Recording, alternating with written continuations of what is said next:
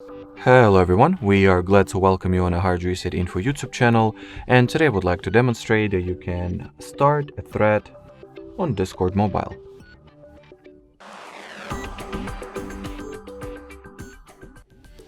So basically the procedure will be somewhat the same regardless of the desktop or mobile version you use.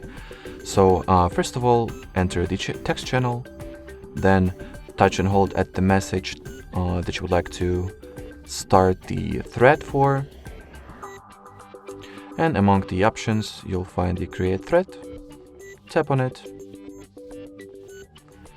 name the thread,